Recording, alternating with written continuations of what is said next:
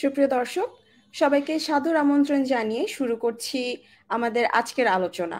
Bangladesh institute of research and এডুকেশনের উদ্যোগে স্বাধীন ও সার্বভৌম রাষ্ট্র বাংলাদেশের সর্বোচ্চ আইন সংবিধানের 50 বছর পূর্তি উপলক্ষে আমরা একটি আলোচনা সিরিজ আয়োজন করেছি এবং এর শিরোনাম হচ্ছে অর্ধ শতবর্ষে বাংলাদেশের সংবিধান। আমরা এই পর্যন্ত 9টা পর্বে আলোচনা করেছি বিভিন্ন বিষয় নিয়ে সংবিধান সংক্রান্ত। আজকে আমরা 10ম পর্বে আছি এবং আমাদের আজকের আলোচনার বিষয় বাংলাদেশের সংবিধানে নির্বাহী ক্ষমতা। আমাদের আজকের বক্তা জনাব লোকমান বিন নূর, যিনি বর্তমানে ইলিনয় স্টেট ইউনিভার্সিটির ক্রিমিনাল জাস্টিস সায়েন্স ডিপার্টমেন্টের একজন শিক্ষার্থী। লোকমান বিন নূর স্যার ইউনিভার্সিটি অফ এশিয়া প্যাসিফিকের আইন বিভাগের অ্যাসিস্ট্যান্ট প্রফেসর। উনি ঢাকা বিশ্ববিদ্যালয় থেকে এলএলবি এবং এলএলএম করেছেন। এছাড়াও আমাদের আজকের অতিথির বেশ কিছু প্রকাশিত নিবন্ধ প্রবন্ধ আছে আমাদের বিভিন্ন একাডেমিক বিষয়ে, আইন অঙ্গনে বিভিন্ন গুরুত্বপূর্ণ বিষয়ে তিনি লেখালেখি করেছেন, যেমন কনস্টিটিউশনালিজম in shaping political order of Bangladesh. তারপরে উনি আরো লিখেছেন consumer related aspects of intellectual property. তারপরে ডিজিটাল ইকোনমি এবং ল রিপোর্ট নামে বাংলাতে উনার একটি নিবন্ধ প্রকাশিত হয়েছে। স্যার, আসসালামু আলাইকুম, আপনাকে স্বাগত আমাদের স্টুডিওতে। জি, ওয়ালাইকুম আসসালাম। স্যার, আপনার যদি অনুমতি থাকে আমরা তাহলে আমাদের আজকের মূল প্রশ্নোত্তর পর্বে চলে যাব। জি জি, আমরা শুরু করতে পারি।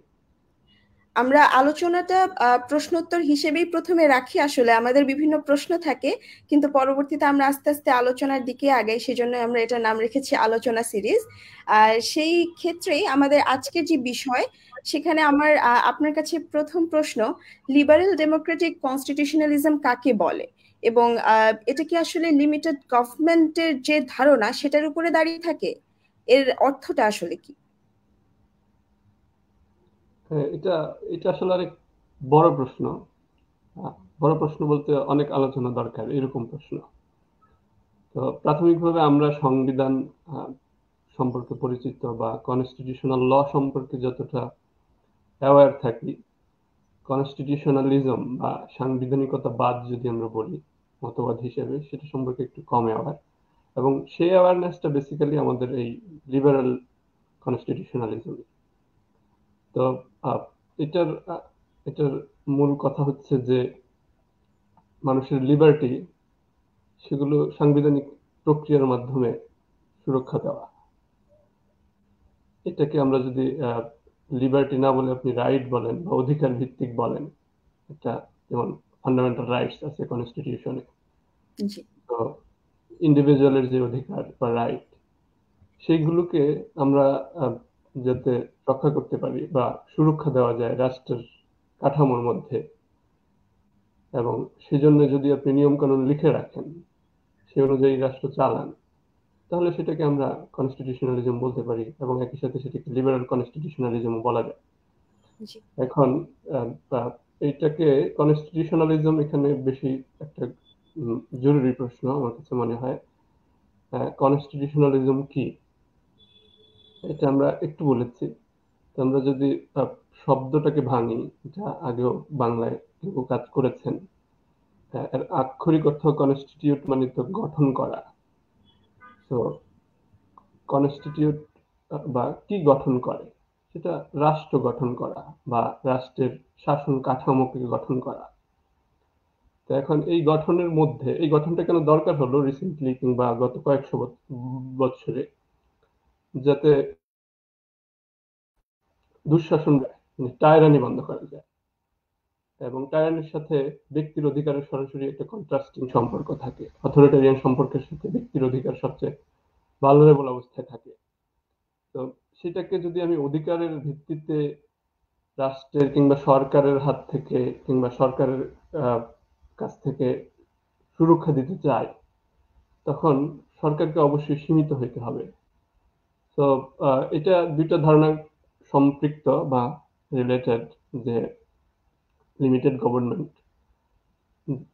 আমরা এটাকে তুলনা করতে পারি এর আগের মোনার্কিক্যাল শাসনের সাথে। সেই তুলনাটা সহজ, কারণ ইউরোপে ওই এক্সপিরিয়েন্সের মধ্য দিয়ে এই লিমিটেড ধারণার আইডিয়াটা বিকশিত হয়েছে, লিমিটেড গভর্নমেন্টের ধারণাটা।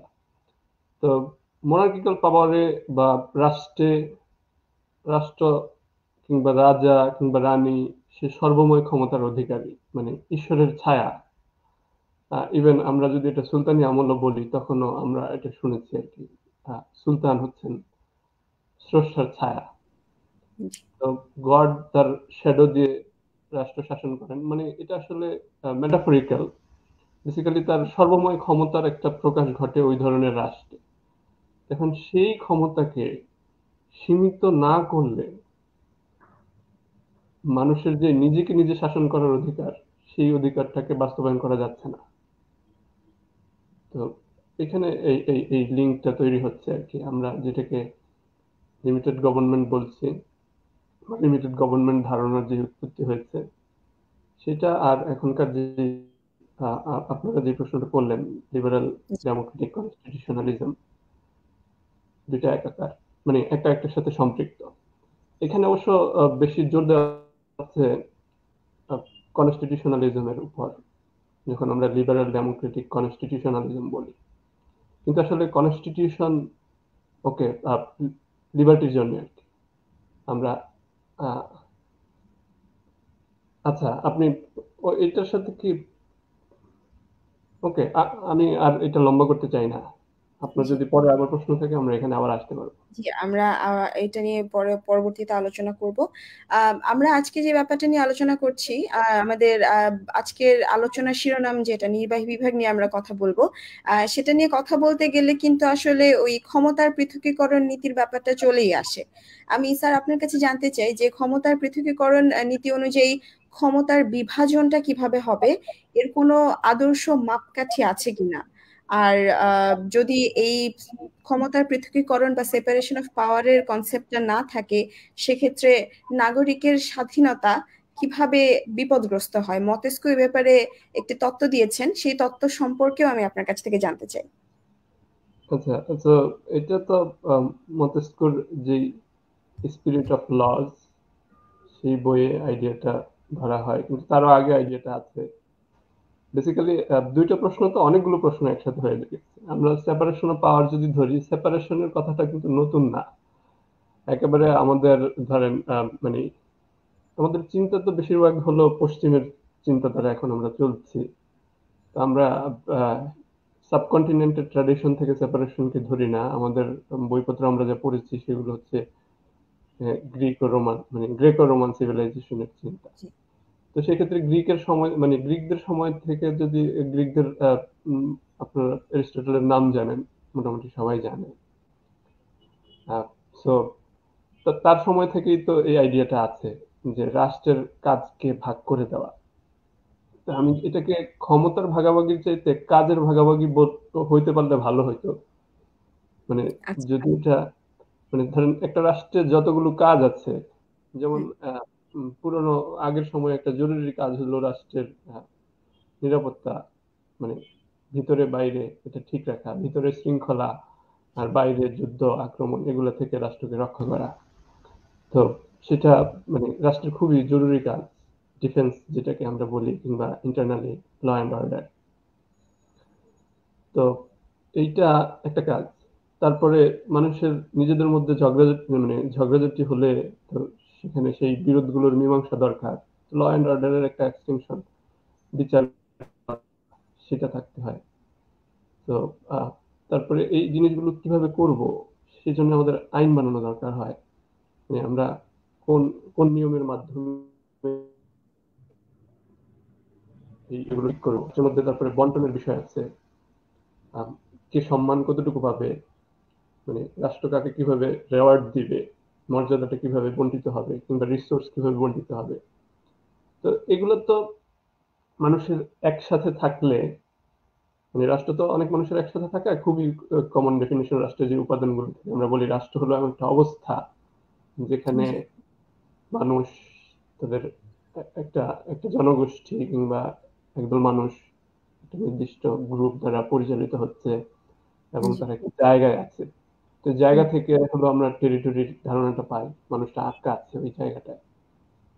তো এগুলা নিয়ে অরিজিন নিয়ে বিভিন্ন কথা আছে। তো এখন এই যে মানুষের একসাথে থাকার কারণে অনেকগুলো কাজ হলো, বা সংঘবদ্ধভাবে একটা রাষ্ট্রীয় জীবন যাপন করার জন্য যার যে কাজ, সে কাজগুলো তো ভাগাভাগি করতেই হয়, বা ভাগাভাগি করলে কাজটা সুবিধা হয়।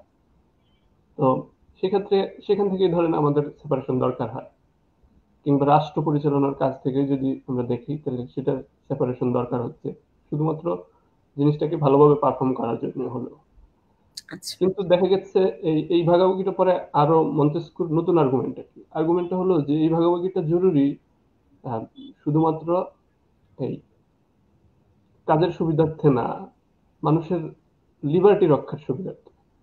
যদি একই লোক আইন বানায়, এবং একই লোক সেটার বিচার করে, এবং একই লোক সেই বিচারটা বাস্তবায়ন করে, তাহলে ব্যক্তির লিবার্টি ঝুঁকির মধ্যে পড়ে। মানে ব্যক্তি তার আহ, অধিকার আহ, ব্যক্তির অধিকার নষ্ট হয়, বা ইন্ডিভিজুয়াল অধিকার নষ্ট হয়। তাহলে মানুষের এই অধিকার ক্ষতিগ্রস্ত হবে যদি সেপারেশনটা না থাকে। এটা হলো তার আর্গুমেন্ট। তো এই জন্য সেপারেশনের মন্তেস্কুর আইডিয়া বা অন্যদেরও আইডিয়া বেসিক্যালি টোটাল শাসন থেকে, কিংবা সব ক্ষমতা একসাথে একইভাবে একজনের মাধ্যমে প্রয়োগ করা থেকে, কিংবা একই প্রতিষ্ঠানের মাধ্যমে প্রয়োগ করা থেকে যেই ঝুঁকি তৈরি হয় মানুষের অধিকারের বিরুদ্ধে, কিংবা মানুষের লিবার্টির বিরুদ্ধে, সেই ঝুঁকি সরানো, মানুষকে তার মানুষের অধিকারকে বিপদগ্রস্ত হওয়া থেকে বাঁচানো। তো এই জন্য আমাদেরকে সেপারেশন করতে হবে। তো সেপারেশন করলে কাজটা কি হয়, এখন আদর্শ কোনো রূপ আছে কিনা, এটা আপনার প্রশ্ন। এটা আহ, এটা বলা যায় নাই, কারণ মানে কেউ ধরতে পারে যে হ্যাঁ আছে, কিন্তু রূপ আহ, আমি সেই আদর্শ রূপের কথা বলবো না। রূপ তো আছে, যেমন জি। আমাদের এখন দুইটা প্রচলিত রূপ, খুবই পপুলার প্রচলিত রূপ হলো, একটা হলো মানে রূপ মানে ফর্ম বা মডেল। সেটা হচ্ছে ট্রেনের মডেল আছে। আর বিশেষ করে দ্বিতীয় বিশ্বযুদ্ধের পরে অনেক রাষ্ট্র সেই মডেলগুলো ফলো করেছে। এখানে আমরাও বাংলাদেশেও যে আমরা মডেলকে ফলো করার চেষ্টা করেছি, সেটা দ্বিতীয় বিশ্বযুদ্ধের পরের এই পৃথিবীতে এই ঘটনাটা ঘটেছে। তো এখন এই এই রূপকে আদর্শ বলবেন কিনা সেটা আলাদা তর্ক, কিন্তু বিভিন্ন রূপ আছে। তো এখন আমি এই রূপের আদর্শ হওয়ার চাইতে আমি ফাংশনকে গুরুত্ব দিব, জি। যে আসলে কোনটা ফাংশনালি সবচেয়ে মানুষের অধিকার রক্ষা করার জন্য সহায়ক, জি। এবং কোনটা টাইরানিকে মানে ঠেকায়। আপনারা অনেক পুরনো কথা আছে ইংল্যান্ডের, আপনারা হয়তো অন্যভাবে শুনেছেন, অনেকে এই কথাটাকে রাসেলের নামে চালায়, মানে বার্টন রাসেলের নামে ভুলভাবে কোট করে। এটা হলো লর্ড অ্যাক্টন নামে একজনের কোট, মানে তার কমনওয়েলথ অফ সেনা নামে এক বইয়ে সে এই কথাটা বলেছিল। আম, ওটা হলো যে পাওয়ার করাপ্টস, অ্যাবসলিউট পাওয়ার করাপ্টস অ্যাবসলিউটলি।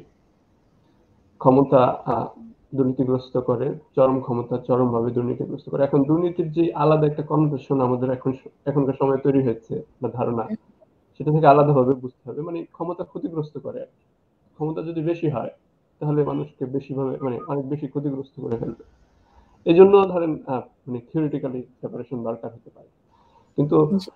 আমার কাছে সেই রূপটাই ভালো, যে রূপটায় মানুষের অধিকার আহ, বা আমি আদর্শ না, সেই রূপ যে রূপটা ফাংশন করে অধিকার বাঁচানোর ক্ষেত্রে বা অধিকার রক্ষার ক্ষেত্রে, সেটাই মডেল হিসেবে নেওয়া যেতে পারে। তো এখন এরকম কোনো পারফেক্ট মডেল এখন পর্যন্ত নাই। আমরা যদি ইউএস মডেল ধরি, সেটাতেও ফ্লজ আছে, মানে ত্রুটিপূর্ণ, মানে অ্যাবসলিউট তো মডেল পাওয়া যাবে না।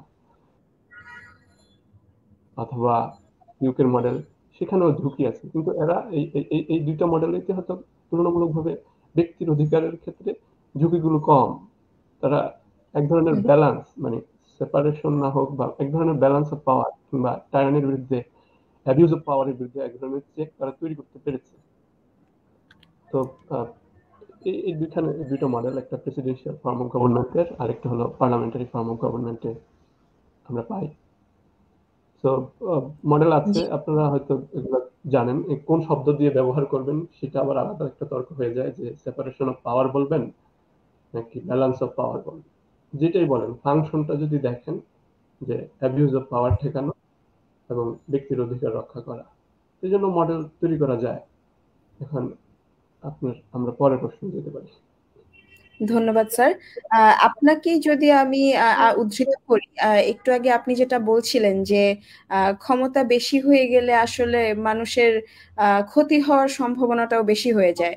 তো সেখান থেকে আমি আমার পরবর্তী প্রশ্নে আসতে চাই যে নির্বাহী বিভাগের ক্ষমতা সীমিতকরণের ক্ষেত্রে রিট জুরিসডিকশন যে আছে সেটা এবং আমাদের সংবিধানে যে মৌলিক অধিকারের ব্যাপারগুলো বলা আছে, এদের ভূমিকা আসলে কি? হ্যাঁ, মানে এটা ধরেন এত অবভিয়াস আমার কাছে, যেটা মনে হয় যে আমরা অনেক সময় এটাকে ওভারলুক করি, যে রিট জুরিসডিকশন এবং মৌলিক অধিকার এগুলো আসলে অ্যাবিউজের প্রতিষেধক। মানে রাষ্ট্র আপনার উপর ক্ষমতা চর্চা করতে পারবে, তখন এটা দরকারই ছিল না বেসিক্যালি আমার কাছে। এই যে ফান্ডামেন্টাল রাইটস কনস্টিটিউশনে রাখা, কিংবা এটা রাখার দরকার হলো কেন? যদি সেপারেশন ঠিকঠাক ভাবে থাকে, কিংবা ক্ষমতা যদি লিমিটেড হয়, অ্যাবিউজ না হয়, তাহলে আলাদা করে মানে ব্যক্তির অধিকারগুলোই তো রাষ্ট্র এবং মানে রাষ্ট্র কাঠামো কিংবা সংবিধানের মাধ্যমে রক্ষা করার জন্যই তো সংবিধান কিংবা সেপারেশন অথবা কনস্টিটিউশন অফ এ স্টেট, মানে রাষ্ট্রের গঠন সেই ব্যক্তিকে বিকশিত হতে দেওয়া, তার অ্যাটলিস্ট অধিকার ভিত্তিক লিবারেল ধারণার জায়গা থেকে। সো এখন সেটা আলাদা করে ফান্ডামেন্টাল রাইটস এর তালিকা করতে হলো আমাদের। এবং আমরা এই তালিকাটা তো আমরা হিউম্যান রাইটস থেকে নিয়েছি। এখন হিউম্যান রাইটস এর আমরা মোটামুটি এক ধরনের ভাগ করেছি যে মানুষের কি কি অধিকার থাকতে পারে। তো কিছু অধিকারকে আমরা আবার সরাসরি মানে রাষ্ট্র নিশ্চয়তা দিবে কালেকটিভলি এরকম রাখিও নাই, মানে আলাদা করে রাখি। এর মধ্যে বাংলাদেশে যেমন বড় ধরনের আমাদের যে বেসিক নেসেসিটিস, এই রাষ্ট্র তো আমরা যে সেই বেসিক নেসেসিটিস কেও আমরা এখন পর্যন্ত রাইট হিসেবে স্বীকৃতি দিই না। আমরা এটাকে পলিসি হিসেবে রেখেছি যে রাইটের চেয়ে পলিসি বাংলাদেশে এরকম ভাবে বোঝা হয়, মানে সংবিধানের মধ্যে যেভাবে আছে সেটা হলো রাইটের চেয়ে কম শক্তিশালী legally, but morally it's a very good aim, রাষ্ট্রের জন্য খুব সুন্দর লক্ষ্য। এখন আপনার সেই আমি ফেরত আসি, সেটা হচ্ছে তাহলে রাইট গুলো রাখার দরকার হয়েছে যাতে ডিরেক্টলি কিছু কিছু স্পষ্ট বিষয়ে এই টাইরানিগুলো এই অধিকারগুলোকে নষ্ট করা না যায়। তার মানে রাষ্ট্রের যে পাওয়ার, এক্সিকিউটিভ, লেজিসলেটিভ, হোয়াট এভার, রাষ্ট্রের যে ব্রাঞ্চই হোক, যে রাষ্ট্রের যে ক্ষমতা, সেই ক্ষমতা এতটা হবে না যে ব্যক্তির এই অধিকারগুলোকে নষ্ট করে ফেলে। এবং যদি করে, তখন ব্যক্তি রিটের মাধ্যমে একটা সাংবিধানিক আদালতে, কনস্টিটিউশনাল কোর্টে যেতে পারে। তো এই অধিকারগুলো ডিরেক্টলি রাষ্ট্রের ক্ষমতার ক্ষেত্রে চেক, পাওয়ারের চেক, যে আমার এই অধিকারগুলো ইনভায়োলেবল, এগুলা নষ্ট করবে। এখন রাষ্ট্র এগুলো বাংলাদেশে যেভাবে আছে, আমি যদিও আপনার প্রশ্ন থেকে আরেকটু বাইরে যাচ্ছি, জি, যে প্লিজ।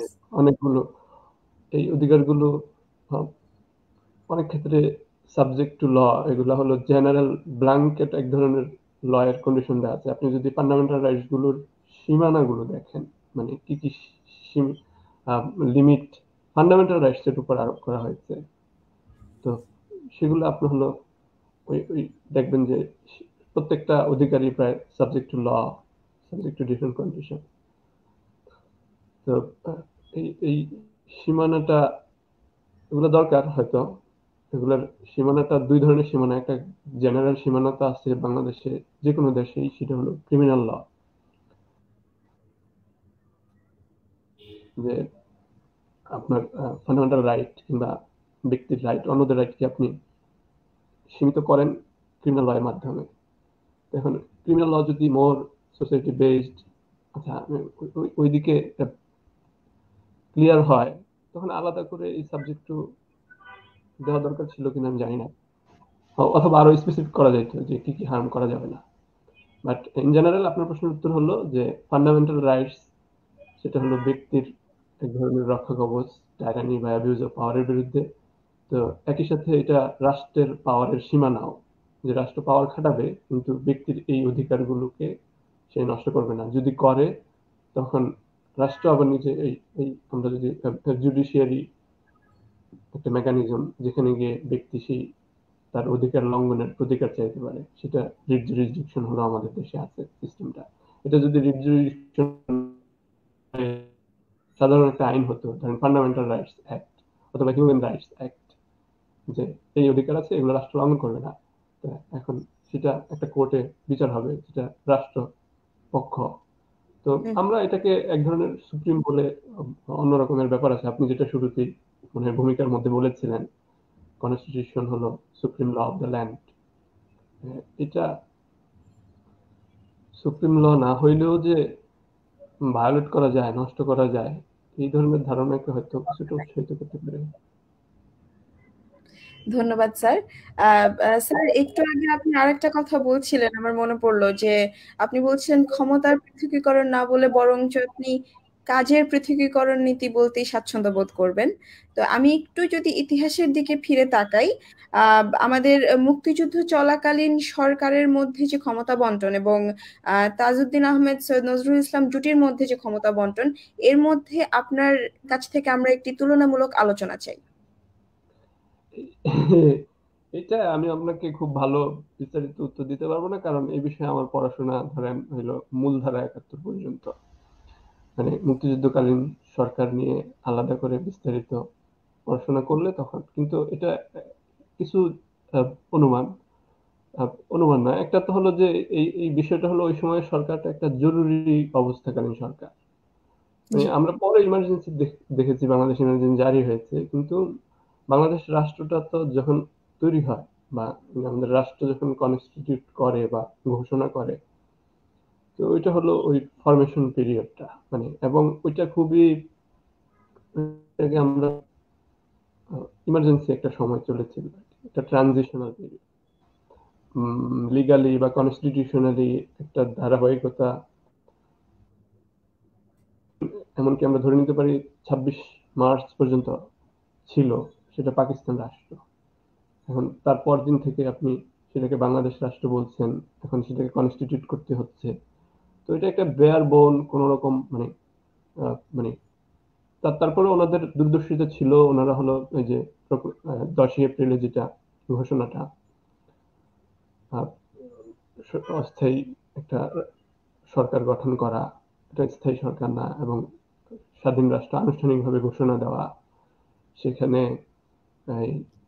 একটা লজিক ছিল যে মানে ইকুয়ালিটি, হিউম্যান ডিগনিটি এবং সোশ্যাল জাস্টিস এনশিওর করা, এগুলোর জন্য তারা একটা সরকার গঠন করেছে। এবং ওই গঠনটা একটা ইমার্জেন্সি পিরিয়ডকে ট্যাকল করেছে। এবং তাদের দুজনের মধ্যে ক্ষমতা নিয়ে দ্বন্দ্ব হয়েছিল কিনা, সেপারেশনটা কিভাবে কাজ করেছে এটা এখন বলা কঠিন। কারণ ধরেন ইভেন বাংলাদেশ জুডিশিয়ারি আমরা ধরে নিতে পারি তখন ওই সময়টাতে ফাংশনাল ছিল না, মানে রাষ্ট্রের 3টা অর্গানের যে সেপারেশনের কথা যদি আমরা বলি তখন, এবং আলাদা করে লেজিসলেশনও করার দরকার হয়নি ওনাদের। সো ওই সময় শুধুমাত্র একটাই পাওয়ার, বেসিক্যালি এক্সিকিউটিভ পাওয়ার, মানে রাষ্ট্রের এক্সিকিউটিভ পাওয়ার দিয়ে তারা চলেছে। এখন পুরা ওই অর্গান গভর্নমেন্টটাই হলো তখন এক্সিকিউটিভ বডি, সরি রাষ্ট্রের এক্সিকিউটিভ পাওয়ার বা নির্বাহী ক্ষমতা ছিল তখন। তো এখন তারা নিজেদেরকে তখন এক ধরনের হাই মোরাল গ্রাউন্ড ছিল, যেটার মাধ্যমে তারা, যেমন একটা হলো যে স্বাধীনতা, এটা দ্বারা তারা পরিচালিত ছিলেন। তারপরে তাদের যে 3টা প্রিন্সিপাল ছিল এটা দ্বারা, এখন এটা একটা ইমার্জেন্সি যুদ্ধকালীন সরকার, ওটার মধ্যে আমরা বাকি 2টা অর্গানের মানে সবল উপস্থিতি পাই না। আমরা ধরে নিতে পারি they were present, presumed to be present, but functionally বা factually there were no separate legislature or judiciary. ধন্যবাদ স্যার। আমি আবারও ইতিহাস সংক্রান্ত একটি প্রশ্ন আপনাকে করতে চাই। আম, গণপরিষদে নির্বাহী বিভাগের ক্ষমতা নিয়ে কি তর্ক বিতর্ক হয়েছিল সেটা আপনার কাছ থেকে জানতে চাই। এছাড়াও এই সংক্রান্ত আরেকটি প্রশ্ন আছে। আমরা জানি বঙ্গবন্ধু শেখ মুজিবুর রহমানের যে সহজাত নেতৃত্বের গুণ ছিল, ক্যারিসম্যাটিক লিডারশিপ বলে আমরা যেটাকে জানি, সেটাকে কিভাবে সংবিধানের অঙ্গীভূত করা হয়েছে?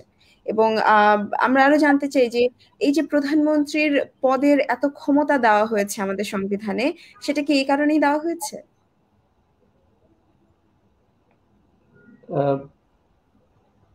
আচ্ছা, অনেকগুলো প্রশ্ন আবারও। তো গণপরিষদে ধরেন নির্বাহী বিভাগ নিয়ে কি কি তর্ক হয়েছিল, এটা খুব বেশি তর্ক হয় না। আমি এটাকে তর্ক বলবো না, বরং আমি বলবো আলোচনা। এক ধরনের একটা তো ভিন্নমত ছিলেন, যে সুরঞ্জিত সেন গুপ্ত, আপনি যে প্রিজাম্পশনটা করলেন, এই প্রিজাম্পশনটা নতুন না। আমরা যে অনেকগুলো আইডিয়াকে প্রিজাম্পশনটা হচ্ছে বঙ্গবন্ধু লিডারশিপ, বঙ্গবন্ধুর যে ক্যারিসমেটিক লিডারশিপ, সেটা বাংলাদেশের সংবিধানের যেই এক্সিকিউটিভ পাওয়ারের ডিজাইন, সেই ডিজাইন তৈরির ক্ষেত্রে প্রভাবিত করেছে বা প্রভাব রেখেছে, ইনফ্লুয়েন্স তৈরি করেছে। তো এটা রাখতে পারে, মানে ব্যক্তি অনেক সময় প্রভাবিত করে, সময়কে প্রভাবিত করে। এটা নিয়ে ভালো মূল্যায়ন, ভালো না, এটা একটা মূল্যায়ন আছে, আমি জানি না এটা ভালো একটা মূল্যায়ন আছে। আহমদ সফর একটা মূল্যায়ন আছে জি। বঙ্গবন্ধু শেখ মুজিবুর রহমানকে নিয়ে, ওনার লেখা আছে। তো ওই মূল্যায়ন দেখতে পারেন ওনার প্রভাবটা নিয়ে। তো এটা তো অনস্বীকার্য, বঙ্গবন্ধু বাংলাদেশের ইতিহাসকে প্রভাবিত করেছেন এবং একটা রাষ্ট্র গঠনে বাঙালি জাতির জন্য কিংবা বাংলা ভাষাভাষীদের জন্য, বা কেউ কেউ বলবেন বাঙালি মুসলমানের জন্য, আমি সেই তর্কে যাব না এখন। তো এই যে একটা রাষ্ট্র গঠনের নেতৃত্ব দিয়েছেন, এইটাকে অস্বীকার করার কোনো সুযোগ নেই, এটাকে সমালোচনা করার সুযোগ নেই।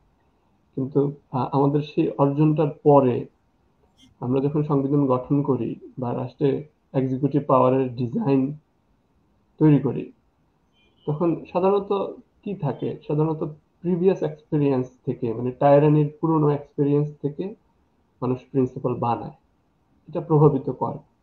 তো খুবই নর্মাল, বাংলাদেশের সংবিধান তৈরির সময়ও পাকিস্তানের অভিজ্ঞতা আমাদেরকে প্রভাবিত করেছে।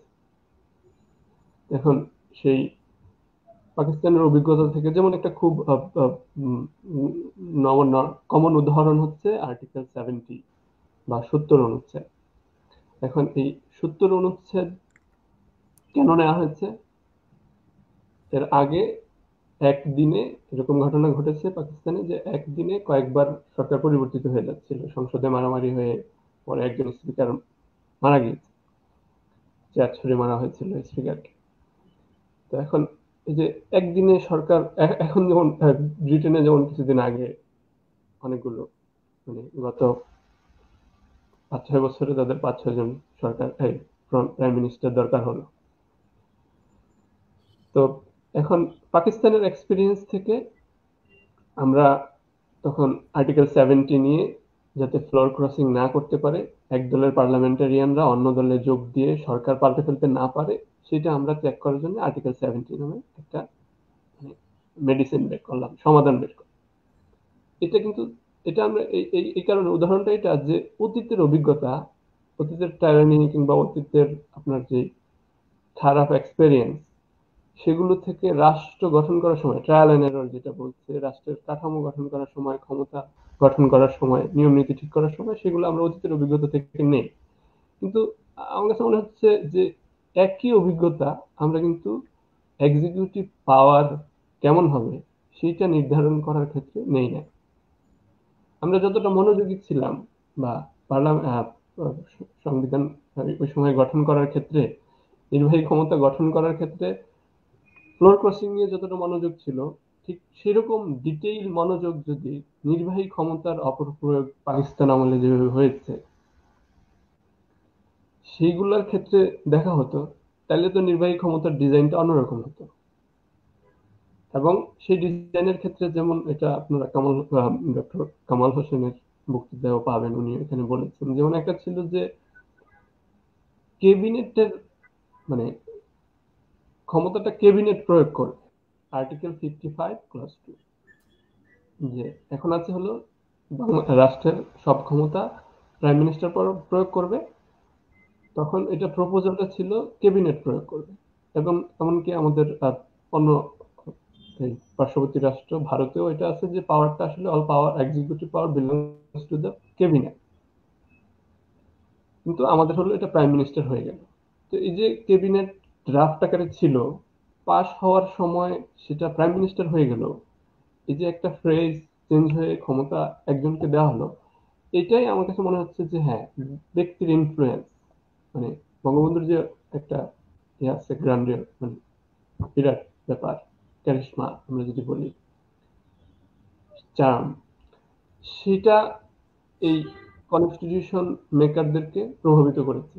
এই প্রভাবটা থেকে তাদের বের হওয়া দরকার ছিল, কারণ রাষ্ট্রের এই কাঠামো নির্ধারণের ক্ষেত্রে এই ধরনের ইম্পালস ক্ষতি করে, যে আমি যদি প্রভাবিত হয়ে যাই। কারণ কনস্টিটিউশন প্রাইম মিনিস্টার পোস্ট একটা ইমপার্সোনাল পোস্ট, যে কেউ কে হবে এটা আমরা জানি না। আমরা যখন এটা কনস্টিটিউশনাল প্রিন্সিপাল ঠিক করছি, আমরা তো তখন বঙ্গবন্ধু হবে, বঙ্গবন্ধু না হতে পারে, অন্য কেউ হতে পারে। তাহলে এটা এমন ভাবে রাখতে হবে যাতে করে ওই পোস্টার ডিজাইনটা অন্যরকম হয়। এটা শুধুমাত্র, আরো হয়তো কিছু কিছু বিষয়ে এক্সিকিউটিভ পাওয়ারের ডিজাইন আমাদের কনস্টিটিউশনে যেভাবে করা হয়েছে, সেটা বঙ্গবন্ধুর ক্যারিশমা আমাদের কনস্টিটিউশন মেকার্সদেরকে প্রভাবিত করেছে।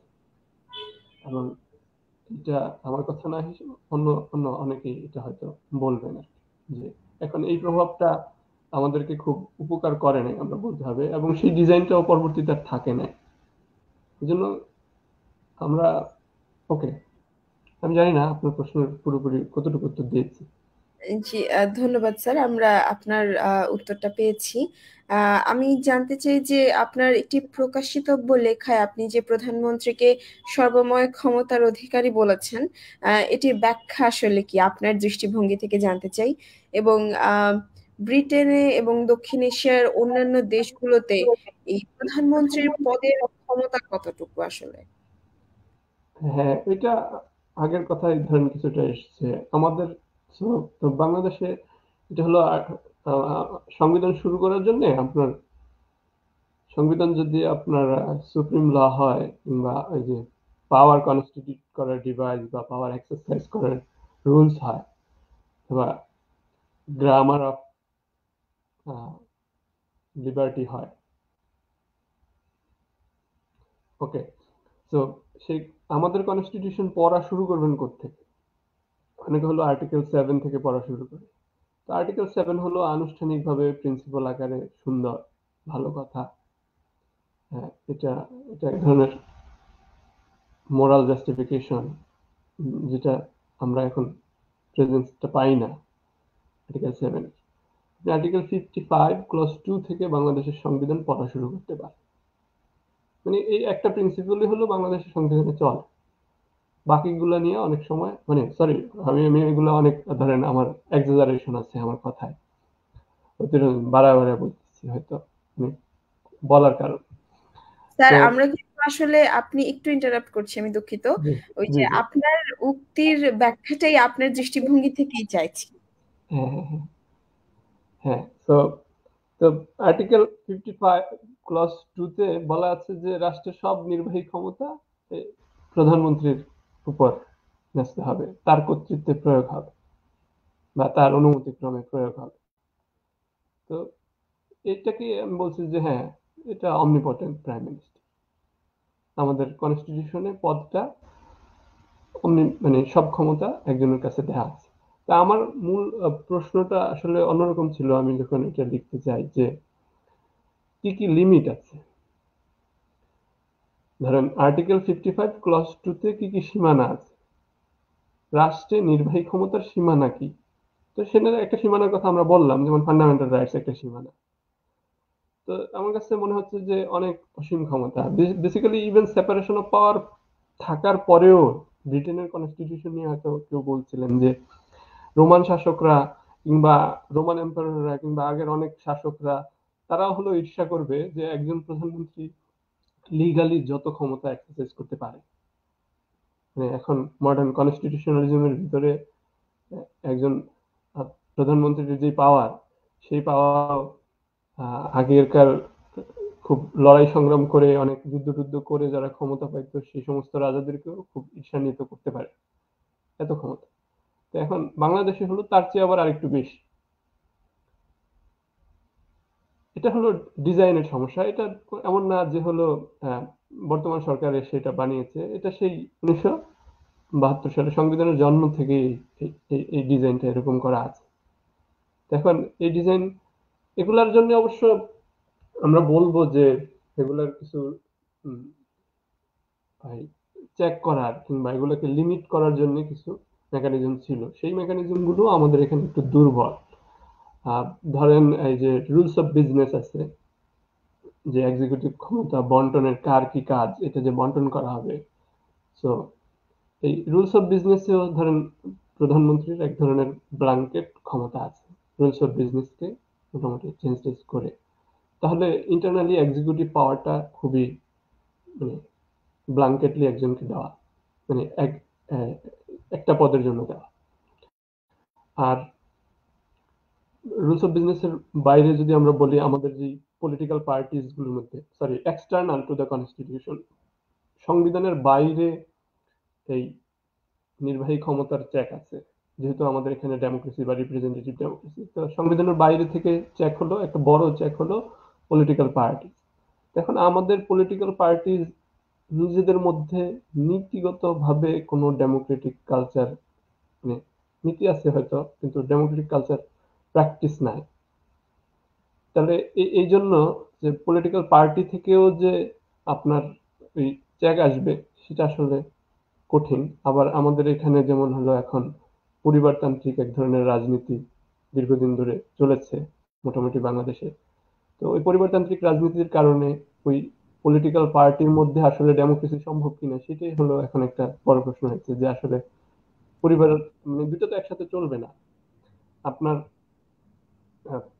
একই সাথে আপনি হলো ডাইনাস্টিক পলিটিক্যাল পার্টি আবার হলো principal based Democratic political party গঠন করবেন, এটা হবে না। এটা হলো এই আপনি ব্রিটেনের সাথে কম্পেয়ার করতে পারেন পলিটিক্যাল পার্টির জায়গা থেকে। ওদের পার্টির মধ্যে যেহেতু ডেমোক্রেটিক প্র্যাকটিস আছে, পার্টির মধ্যে নিজেদের নির্বাচিত হতে হয়, এজন্য ওদের প্রাইম মিনিস্টার বা এক্সিকিউটিভ প্রধান সব এক্সেসিভ পাওয়ার এক্সারসাইজ করার সুযোগটা পায় না, তাদের যে একটা কাজ করে।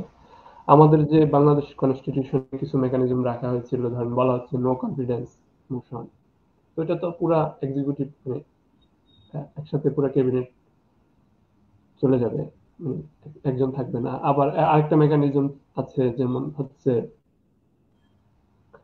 কালেকটিভ রেসপন্সিবিলিটি, কিন্তু এখানে ইন্ডিভিজুয়াল রেসপন্সিবিলিটি থাকতে পারতো ক্যাবিনেটদের।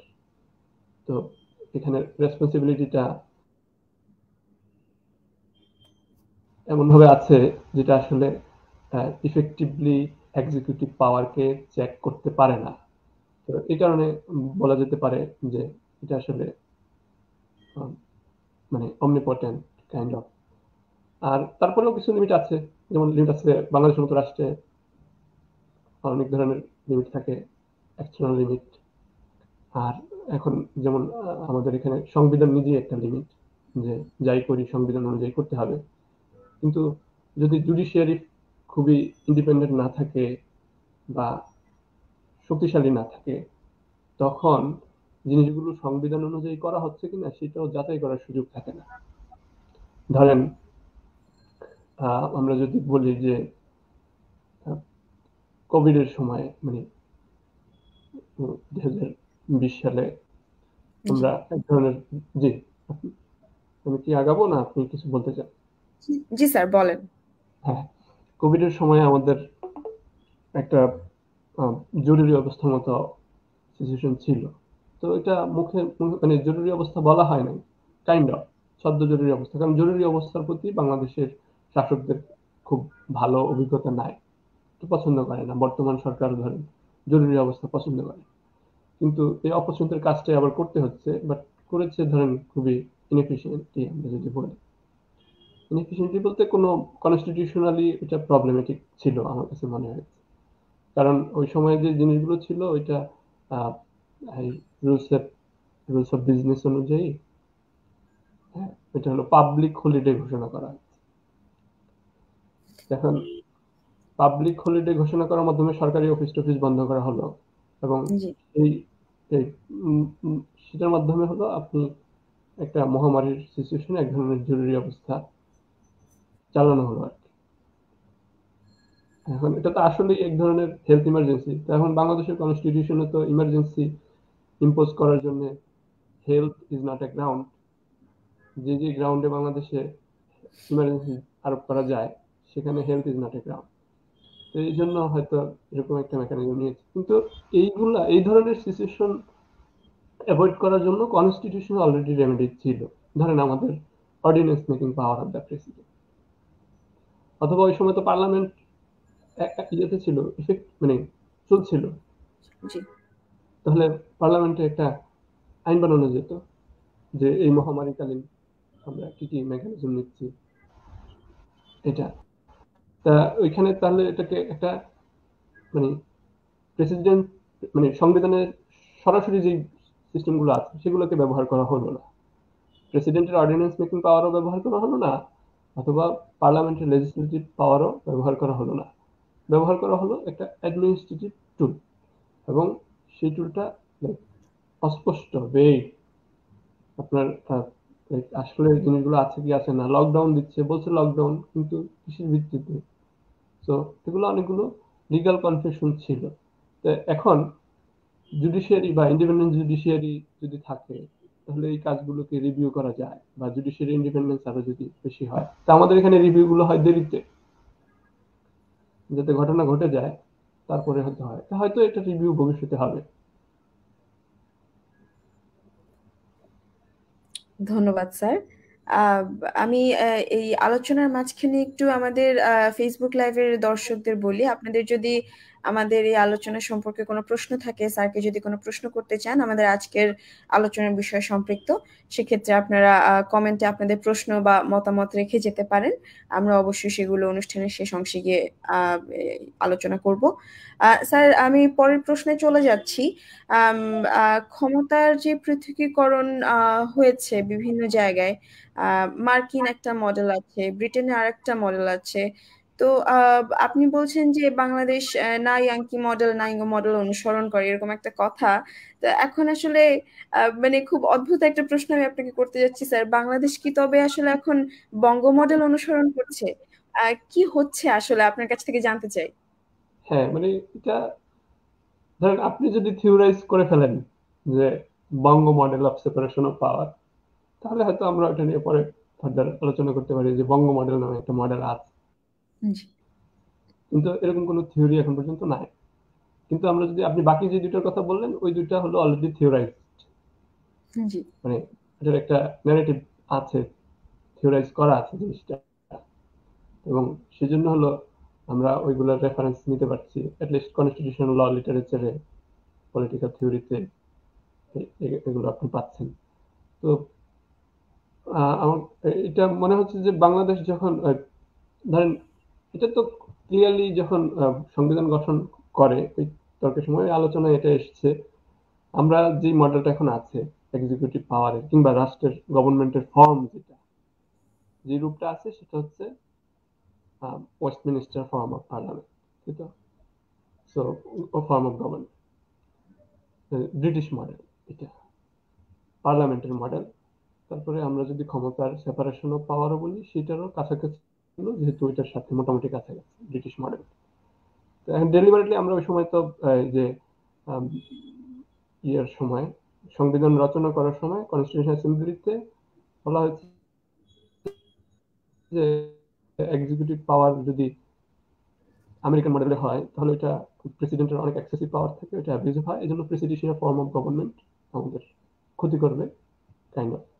আমার কাছে মনে হচ্ছে যেটা এটা ঠিক আছে এই যুক্তি, এটার সাথে ওই আমি এর আগে বলেছিলাম যে অতীতের এক্সপিরিয়েন্স থেকে প্রিন্সিপাল ঠিক করে। তো এখানে যেটা হয়েছে, যতটা না অতীতের এক্সপিরিয়েন্স থেকে প্রিন্সিপাল ঠিক করা হয়েছে, সেটা হলো এক ধরনের লাইক সেন্টিমেন্টাল হয়েছে, এন্টি পাকিস্তানি এক ধরনের সেন্টিমেন্ট। মানে পাকিস্তানি মডেল যেহেতু প্রেসিডেন্সিয়াল ছিল, আমরা প্রেসিডেন্সিয়াল ফর্ম নিব না, এটা হতে পারে। তো এটা অনুমান নির্ভর কথা, এটাকে আসলে এখন ওনাদের অ্যানালাইজ করা, আরো এটা ইনভেস্টিগেট করা লাগবে, তাহলে হয়তো বুঝে যাবে ভালো করে। তো যতটা না আমি কিরকম মানে ব্যালেন্স অফ পাওয়ার চাই কিংবা কনস্টিটিউশনাল গভর্নমেন্ট চাই, সেটা কিভাবে লিবার্টিকে রক্ষা করে, সেই চিন্তা থেকে যতটা না কনস্টিটিউশনাল পাওয়ারগুলো ডিজাইন করা হয়েছে, আমার কাছে মনে হচ্ছে এগুলো অনেক ক্ষেত্রে ওই চিন্তাটা একটু ফ্লাকচুয়েট করেছে, ওই চিন্তাটা প্রাধান্য পায় না কনস্টিটিউশন ফ্রেমিং এর সময়। একটা হলো ইনফ্লুয়েন্স হয়েছে ব্যক্তির influence, charismatic leadership of Bangabandhu Sheikh Mujibur Rahman, আর আরেকটা হলো এরকম অ্যান্টি পাকিস্তানি সেন্টিমেন্ট। তো এই এই এগুলো হয়তো ইনফ্লুয়েন্স করেছে ফ্রেমার্সদেরকে, কিন্তু ওইটা আমি এমন না যে ওইটা ইন্ডিভিজুয়ালের লিবার্টির চিন্তা ছিল না, ছিল, কিন্তু সেটাকে মানে জায়গা ভাগাভাগি করতে হয়েছে অন্য আরো ফ্যাক্টরের সাথে। তো এখন ব্রিটিশ ইউএস মডেলে প্রেসিডেন্ট আলাদা নির্বাচিত হচ্ছে, তাদের যারা আইন প্রণেতা তারা আলাদাভাবে নির্বাচিত হচ্ছে, এমনকি জুডিশিয়ারিও আলাদাভাবে কিছু কিছু নির্বাচিত হচ্ছে। তো তিনটাই আলাদা করে নির্বাচন, এবং মোটামুটি সেপারেশনটা ভালো রকমের আছে, অনেক সেপারেশন, কিন্তু আবার ক্ষমতা। এখন এই সেপারেশনটা দরকার কেন? দরকার হলো একজন আরেকজনকে যাতে চেক দেয়। আমাদের মধ্যে ধারণা হলো যে সেপারেশন, ওই যে বাংলাদেশে, এটা আমি আমি এর আগে প্রেসিডেন্টের বক্তব্যে হয়তো এরকম শুনেছি পত্রিকায়, বা অন্য কেউ বলেছেন হয়তো, যে সমন্বয় করে চলতে হবে তিনটা অঙ্গের। সমন্বয়, কিন্তু সেপারেশনের পাওয়ার হলো কথা এটা না, সমন্বয় না। সমন্বয় তো অবশ্যই আছে, সেপারেশনের পাওয়ার দরকার হলো যাতে একজন আরেকজনকে চেক করতে পারে, যাতে কেউ ক্ষমতা তার ট্রান্সফার করে কিনা সেটার জন্য তারপর করা যায়। এবং এখানে একটা টেনশনের ব্যাপার আছে, যে তিনটা অর্গের মধ্যে এক ধরনের সফিস্টিকেটেড টেনশন থাকে, এবং টেনশন না থাকলে সেটা সেপারেশন অফ পাওয়ার ইফেক্টিভ হচ্ছে কিনা সেটা আমাদের সন্দেহ আছে। এখন আর আর ব্রিটিশ মডেলে তো ধরেন সেটাও প্রাইম মিনিস্টার অনেক পাওয়ার আছে, কিন্তু ওইখানে চেকটা হলো আপনার পার্লামেন্টের মোর ইন্ডিপেন্ডেন্স আছে। পার্লামেন্টের, আমাদের পার্লামেন্টকে আমরা বলতে পারি যে খুব একটা ইফেক্টিভ পার্লামেন্ট না। কেন ইনএফেক্টিভ না? এর একটা কারণ হলো এক্সিকিউটিভ পাওয়ার, মানে পাওয়ারের ডিজাইন যেভাবে আছে, সেই সেটাই ইনহেরেন্টলি পার্লামেন্টকে ইফেক্টিভ দেয় না। আচ্ছা, আমাদের হলো এখন এটাকে যদি বাঙালি মডেল, বঙ্গ মডেল বলেন, বঙ্গ মডেল বলা যায়, কিন্তু এখানে সেপারেশন অফ পাওয়ার নেই। ধন্যবাদ স্যার। আপনি আমার যতদূর মনে পড়ে আলোচনায় কিছুক্ষণ আগে আপনি বলছিলেন যে সংবিধানটা আমরা কোত্থেকে পড়া শুরু করব, সেখান থেকেও আসলে অনেক কিছু আমরা দেখি।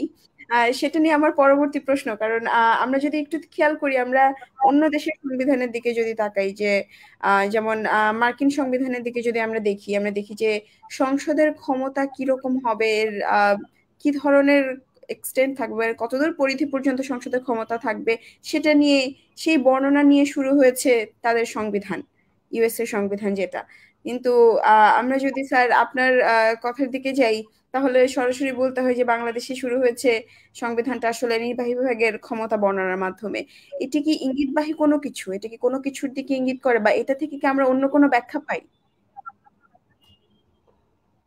প্রথমত আমি বিনীতভাবে বলবো যে আপনাদের দাবি সঠিক না।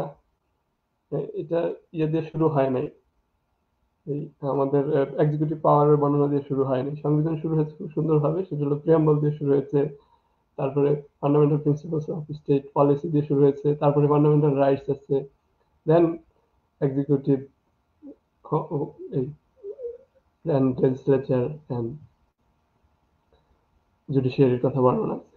তো এখন আপনি যদি ওই তিনটার মধ্যে কোনটা আগে বলা হয়েছে সেটা তুলনা করেন, আপনার প্রশ্ন যদি ওইটা হয় যে এই তিনটা অর্গানের মধ্যে যার কথা আগে বলা হয়েছে তার কি প্রায়োরিটি আছে কিনা, এটা আসলে সাইকোঅ্যানালিস্টরা ভালো বলতে পারে। লাইক আমি প্রায়োরিটি সেটিং এর ক্ষেত্রে আমি যে আগে রাখছি, এখন ঘটনা হচ্ছে ভাষার অথবা লেখার কারণে আপনাকে না কোনটা না কোনোটাকে তো আগে পরে রাখতে হবে, তাই না? এখন এটা আসলে হায়ারার্কি কিনা এটা আসলে মনস্তাত্ত্বিক বিশ্লেষণের ব্যাপার। আপনি হইতে পারে যে হ্যাঁ এটাই হায়ারার্কি হইতে পারে। আর আর যদি আপনি অবশ্য হ্যাঁ না বর্ণানুক্রমিক সাজানো হয় নাই হয়তো। ওকে। আমি এটা ধন্যবাদ। হ্যাঁ এটা আপনারা বিশ্লেষণ করেন। জি। আমি একটু ব্রিটেনের সংবিধানের দিকে চলে যাই। যে আমরা সম্প্রতি দেখছি যে হাউস অফ কমন্স অনেক গুরুত্বপূর্ণ বিষয়ে নির্বাহী বিভাগকে পাওয়ার ডেলিগেট করছে, এরকম ব্যাপার দেখা যাচ্ছে। এবং ডেলিগেটেড লেজিসলেশনও কিন্তু সে কারণে বেশি হচ্ছে ব্রিটেনে। আমরা বাংলাদেশে এই বিষয়টা নিয়ে কতটুকু ভাবছি, এবং আমরা শুরু করেছিলাম স্যার যে জায়গাটা থেকে, যে লিবারেল ডেমোক্রেটিক কনস্টিটিউশনালিজম। তো লিবারেল ডেমোক্রেসির জন্য এক্সিকিউটিভ ল মেকিং কি ইতিবাচক?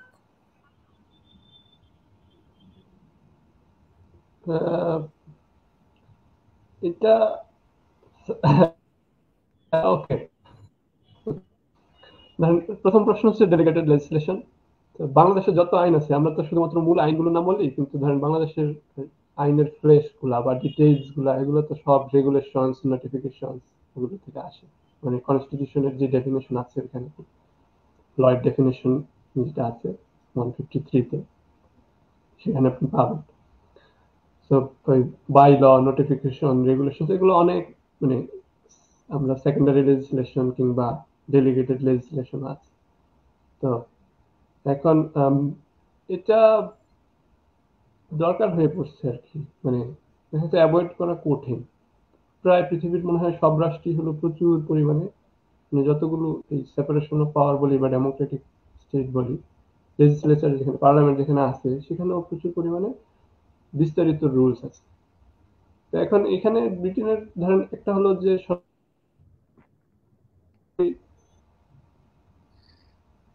এটা হয়তো রিস্ক তৈরি করতে পারে, কিন্তু রিস্ক তৈরি করার পরেও যদি এটা পাওয়ারটা যেরকম হয় ডেলিগেটেড পার্লামেন্টের মাধ্যমে ডেলিগেটেড করা, তো পার্লামেন্টের কাছ থেকে তো বিষয়টা ক্ষমতাটা গিয়েছে। তো এইটা আমার কাছে মনে হয় যে হ্যাঁ এটা রিস্ক একটা সময় মানে তৈরি করতে পারে, এবং সেই রিস্ক হয়তো কোথাও কোথাও তৈরি হয়েছেও। এক্সিকিউটিভ ওকে লিবারাল আমি আমি আমি আপনাকে এর বাইরে বলতে পারছি না, আমার কাছে মনে হচ্ছে হ্যাঁ এটুকু। ঠিক আছে স্যার, ধন্যবাদ। আমরা একটু তত্ত্বের দিকে যাই। ম্যাক্স বিবার কর্তৃত্বকে আমরা জানি তিন ভাগে ভাগ করেছেন, এবং তৃতীয় ভাগটি হলো যৌক্তিক আইনি কর্তৃত্ব। আমরা আজকে স্যার লিবারেল ডেমোক্রেসি নিয়ে অনেক কথা বললাম। আম, তো এই যে ম্যাক্স বিবারের যে কর্তৃত্বের বিভাজন, যেখানে তিনি মানে যে কর্তৃত্বটা যৌক্তিক আইনি কর্তৃত্ব, যেটা আমলাতন্ত্রের মাধ্যমে প্রয়োগ হচ্ছে, লিবারেল ডেমোক্রেটিক চিন্তাধারার কথা যদি আমরা চিন্তা করি, তাহলে এই লিবারেল ডেমোক্রেটিক চিন্তাধারার ব্যাপারটা কি যদি আমরা বলি যে ইউটোপিয়ান ধারণার মধ্যে পড়ে কিনা, নাকি আপনি বলবেন স্যার যে ম্যাক্স ওয়েবারের যে চিন্তাধারা সেটা একটু বেশি এলিটিস্ট? এ ব্যাপারে আপনার কি মতামত? এ ব্যাপারে আমার আসলে বিশেষ কোনো মতামত নাই। হ্যাঁ আমি বলবো না যে হলো ওই যে আপনি পরিভাষাটা কি ব্যবহার করেছেন রেশনাল, মানে তিন ধরনের ক্ষমতা যে তিনি বলেছেন। জি। তো এই এই এটার সাথে এটা এলিটিস্ট বলা যেতে পারে আর কি, আচ্ছা। একেবারে যে ক্ষমতার ধারণা বরং আর লিবারাল যেই কনস্টিটিউশনালিজম বা এই পাওয়ারের ধারণা, এটাকে ইউটোপিয়া বললে বলতে পারেন, কিন্তু আমরা তো এটা প্র্যাকটিস দেখছি তাই না? তো এই ওকে মানে আহ, এই ডেমোক্রেটিক বা লিবার্টির অনেকগুলো ক্রিটিকের মধ্যে একজন স্ট্রং ক্রিটিক তো হলেন Weber is also a critic to the liberal idea of liberalism.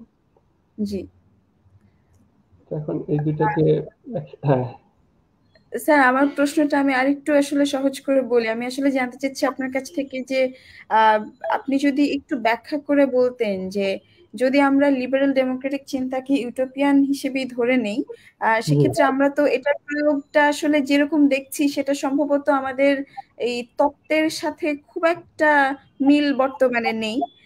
কাজে ওটাকে আমরা প্রায়োগিক দিক থেকে কিন্তু ইউটোপিয়ান আসলে বলতে পারছি না। তো সেই ক্ষেত্রে স্যার আপনার ওই কম্পারেটিভ যদি আমি একটা অ্যানালিসিস চাই, তুলনামূলক ব্যাখ্যা জি। যদি আমি চাই, তাহলে স্যার কি বলবেন? কার সাথে তুলনা মানে স্যার এই ম্যাক্স।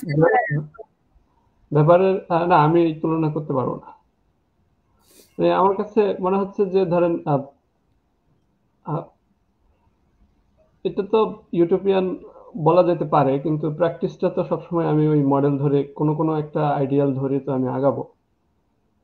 তো এখন লিবারাল যেই রাইটস এর ধারণা, সেই কনস্টিটিউশনাল রাইটস বা রাইটস বেসড যেই অ্যাপ্রোচ এবং যে রিপ্রেজেন্টেটিভ পাওয়ার, সেগুলা আমি হয়তো পুরো অ্যাবসলিউটলি পাবো না, সেটা তো অনেক লিমিটস থাকতে পারে, কিন্তু আমাকে তো অন্য ধরনের ক্ষমতা, সেটা আমাকে আরো আরো অন্য ভিন্ন ধরনের বিপদে ফেলতে পারে, আমাকে টাইরানির মধ্যে আবারও নিয়ে যেতে পারে, টোটাল পাওয়ারের মধ্যে নিয়ে যেতে পারে। তো আমি সেই রাস্তায় আমাদের যাওয়া উচিত হবে না বলে মনে করি। ধন্যবাদ স্যার। স্যার, আমরা তত্ত্ব বিষয়ে যখন আলোচনা করছি, আমরা জানি কার্ল স্মিথ রাষ্ট্রকে 3 ভাগে ভাগ করেছেন: লেজিসলেটিভ স্টেট, জুরিসডিকশন স্টেট, আর হচ্ছে অ্যাডমিনিস্ট্রেটিভ স্টেট। তো জি। এই শ্রেণীকরণের যেই প্রয়োগ আমরা বাংলাদেশে দেখি, সেখানে আসলে বাংলাদেশের বর্তমান পরিস্থিতি কি, বাংলাদেশের পরিস্থিতিকে আপনি কিভাবে বিচার করবেন এই শ্রেণীকরণ থেকে? কার্ল স্মিথ হলো আরেকজন ক্রিটিক এই আপনার লিবারাল কনস্টিটিউশনালিজমের। দুজন বড় ক্রিটিকের মধ্যে বা লিবারালিজমের একজন হলো ওয়েবার থেকে Karl Smith, the both are critics of liberal constitutionalism. এখন এগুলোকে আনলে আলোচনাটা অন্যদিকে যাচ্ছে।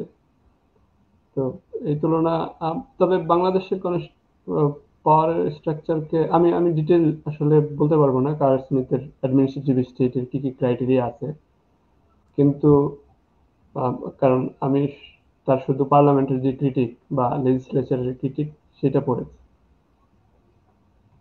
তো আমার কাছে মনে হয়েছে বাংলাদেশ, আমার এটা অনুমান নির্ভর কথা, আপনার ইনফর্মড না, সেটা হলো বাংলাদেশ এখন যেটা আছে সেটা হলো অনেকটা অ্যাডমিনিস্ট্রেটিভ স্টেট, প্রশাসনিক রাষ্ট্র। এক্সিকিউটিভ পাওয়ারের এক্সেসিভ এক্সারসাইজ এটাকে আরো অ্যাডমিনিস্ট্রেটিভ স্টেট বানায়। ঠিক আছে স্যার, ধন্যবাদ। স্যার, আমি এই মুহূর্তে আপনার কাছ থেকে একটুখানি সময় চেয়ে নিচ্ছি জি টেকনিক্যাল এররের জন্য। আমরা একটু অপেক্ষা করছি, আমরা খুব দ্রুতই ফেরত আসবো। স্যার, আমি অত্যন্ত দুঃখিত, আমার একটু একটু সময় লাগবে, 1 মিনিট সময় লাগবে আমার। প্লিজ।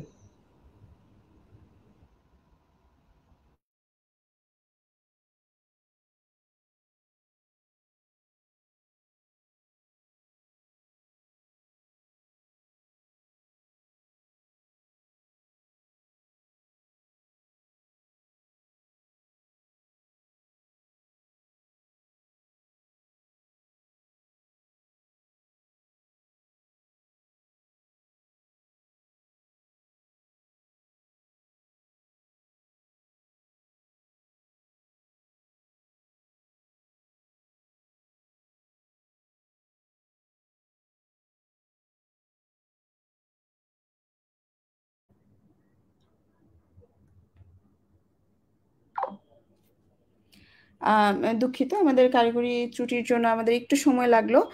আলোচনার এই পর্যায়ে আমি আমন্ত্রণ জানাচ্ছি জহিরুদ্দিন স্যারকে। এই আলোচনার বাকি অংশ হবে জহিরুদ্দিন স্যার এবং লোকমান স্যারের মাঝে। আমরা অপেক্ষা করছি, স্যার স্টুডিওতে আসা মাত্রই আমরা আলোচনার বাকি অংশে ফেরত যাব। ইতোমধ্যে দর্শকদের জানিয়ে রাখি, আবারও বলছি, আপনাদের যদি কোনো প্রশ্ন থাকে, মতামত থাকে, আমাদের কমেন্ট বক্সে আমাদের জানাতে পারেন। জহির স্যার চলে এসেছেন, আমি আপাতত তাহলে বিদায় নিচ্ছি। Sir, the floor is yours. আর তো বোধহয় বেশি প্রশ্ন নেই। আমার ভাগ্যে আর কয়টা প্রশ্ন আছে। যাই হোক, আপনাকে আপনি তো বাংলাদেশে থাকা অবস্থায় লিবারালিজমের যত ঝাল আপনার উপরে ঝেড়েছি, এখনো সেইটা ঝাড়তে চাইছিলাম, বাট আমার প্রশ্নগুলো আগে করে ফেলছে। সো দুইজন অ্যান্টি লিবারেল, হ্যাঁ, দুইজনের প্রশ্ন কিছুটা আলোচনা হলো। তো দরকার হলে আমরা পরবর্তীতে প্রশ্নের প্রেক্ষাপটে সেই আলোচনায় আবার যেতেও পারি, কিন্তু যেহেতু হয়ে গেছে ওই বিষয়ে আপাতত যাচ্ছি না। এখন পরের প্রশ্ন যে আপনি করতে পারেন। হ্যাঁ, ওইদিকে ফিরে যাব, ওইদিকে ফিরে যাওয়ার মূল প্রশ্নটা হচ্ছে আমরা যদি এই ক্ষমতার কাঠামোটা বুঝতে চাই, রাষ্ট্রের ক্ষমতা তো টোটাল সেটা সেপারেট করব, কিন্তু ক্ষমতা ইটসেলফ যদি আমরা বুঝতে চাই তাহলে তারা বোধহয় ইম্পর্টেন্ট। তো সেই জায়গা থেকে সেই ক্ষমতা আবার এর রাজনৈতিক চরিত্রও থাকে। তো এই রাজনৈতিক চরিত্র এবং রাজনৈতিক অর্থনৈতিক চরিত্র বোঝা ছাড়া আমার ধারণা যে এই পুরো ব্যাপারটা আমরা বুঝতে পারবো না, এবং আমরা যদি ইতিবাচক কোনো কিছু পরিবর্তনও চাই সেটাও সম্ভব না বলে আমার মনে হয়। তো সেই জায়গা থেকে আপনার যে প্রকাশিতব্য লেখা হয়তো সেটার কোনো মানে যে ফ্রেমওয়ার্কটা সেটার মধ্যে এটা পড়ে না, আপনি পলিটিক্যাল ইকোনমির অ্যানালিসিস করেন নাই, কিন্তু আমার একটা ইন্টারেস্ট আছে এই লাইনে, এবং আমি একটা সেই জায়গা থেকে আপনাকে প্রশ্ন করব যে এই যে আমাদের রাষ্ট্রের যে কাঠামোটা, এটা তো আমরা ব্রিটিশদের থেকে যাকে বলে পেয়েছি তাদের দান। তো তারা আমাদের যে আমাদের জন্য যে দানটা করেছেন, সেই ক্ষেত্রে সেই রাষ্ট্রটা কি ওভার ডেভেলপ কিনা, এই রাষ্ট্রটা কি খুব পাওয়ারফুল কিনা, এবং আপনি যেটার তুলনা করবেন, আপনি তো ব্যক্তির স্বাধীনতার পক্ষে, তো সেই যে লিবারেল স্টেট তৈরির ক্ষেত্রে সমস্যাটা কোথায় হচ্ছে, অর্থাৎ এই ওভার ডেভেলপড স্টেটটা কি কারণে ওভার ডেভেলপ। এই ক্ষেত্রে একজন বিখ্যাত পাকিস্তানি মার্কসিস্ট দার্শনিক, মানে অর্থনীতিবিদ এবং পলিটিক্যাল অ্যানালিস্ট হামজা আলাভির একটা তত্ত্ব আছে, উনি 72 সালে প্রায় 50 বছর আগে লিখেছিলেন। লেখাটার নাম হচ্ছে the state in post colonial societies, Pakistan and Bangladesh. মজার ব্যাপার হচ্ছে উনি বাংলাদেশের মুক্তিযুদ্ধের সময় সম্ভবত এই লেখাটা শুরু করেছিলেন, তবে মুক্তিযুদ্ধ শেষ হয়ে যাওয়ার ফলে দুটো রাষ্ট্র হয়ে গেল এবং উনি এই দুটো নাম যুক্ত করেছিলেন। এবং মুক্তিযুদ্ধের সময় উনি একটা গুরুত্বপূর্ণ লেখা লিখেছিলেন বাংলাদেশের মুক্তিযুদ্ধকে সাপোর্ট করে, যদি ভিন্ন একটা বিশ্লেষণ, যে বিশ্লেষণটা হয়তো তৎকালীন যারা মুক্তিযুদ্ধ পরিচালনা করছিল তাদের থেকে ভিন্ন। যাই হোক, তো তার যে কথা, এই বিষয়ে আপনি কি বলবেন, যে তার তত্ত্ব প্রয়োগ করে কি আমরা বাংলাদেশের এই যে বর্তমান যে চরিত্র সেটা বুঝতে পারি কিনা? হ্যাঁ, আপনি তো ধরেন অনেকগুলা লেন্স, এক একটা থিওরি তো এক একটা ফ্রেমের মতো কাজ করে। তো আপনি বিভিন্ন ফ্রেম দিয়ে এই জিনিসটাকে বুঝতে পারবেন। এখন আপনি সেটা যদি তার চিন্তা দিয়ে বুঝতে চান সেটা তো বুঝতে পারেন। আমার মনে হয় ওই তর্কটা ওইখানে শুরু হয়েছিল যে বাংলাদেশ পাকিস্তান রাষ্ট্রে যে বৈষম্য, সেই বৈষম্যের ধরনটা কিরকম, সেটা কি পুঁজিবাদী বৈষম্য, মানে গ্রাম কর্তৃক শহর কর্তৃক গ্রামের শোষণ এরকম, নাকি রিজিওনাল এক এরিয়া অঞ্চল অন্য অঞ্চলে। তো দুইটাই আমরা মানে দুইটা ধরনের আমি যদি ধরে নেই যে দুই ধরনেরই হলো বৈষম্য ছিল, কিন্তু একটা বৈষম্য ফোকাস হয়েছে যেটা জাতিবাদী শোষণ, ধরেন রিজিয়ন অঞ্চল হিসেবে ভাগ করে সেটা এই অঞ্চলের লোকজন, আর আরেকটা বৈষম্য ফোকাসড হয় নাই, আলোচনায় আসে।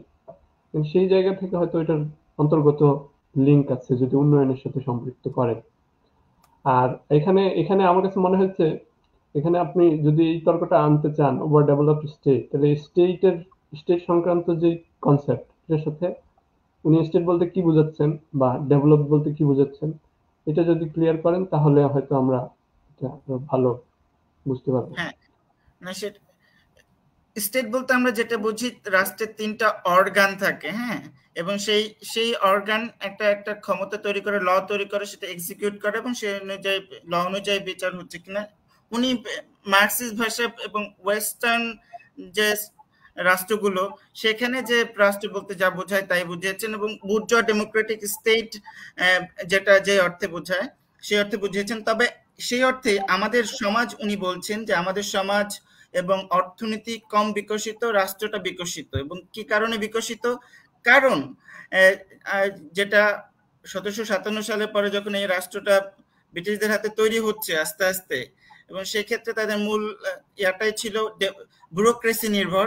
কারণ সেখানে যদিও তারা তৎকালীন হাউস অফ কমন্সে ক্ষমতার এক ধরনের মানে গণতন্ত্রায়ন করেছে, হাউস অফ কমন্স এসেছে, এটা পাওয়ারফুল হচ্ছে, মনার্কির ক্ষমতা কমে যাচ্ছে, কিন্তু আমাদের এখানে তাদের এক্সিকিউটিভ ক্ষমতা এবং লেজিসলেটিভ ক্ষমতা যে একসাথেই ছিল, এবং এটা দরকার ছিল কারণ তাদের দরকার, তারা হচ্ছে যাকে বলে রিসোর্স এক্সট্রাক্ট করার কথা, এবং এই কারণে তারা একটা ব্যুরোক্রেসি স্থাপনের মাধ্যমে সেই এক্সট্রাকশনটা তাদের মানে সহজ হয়েছে।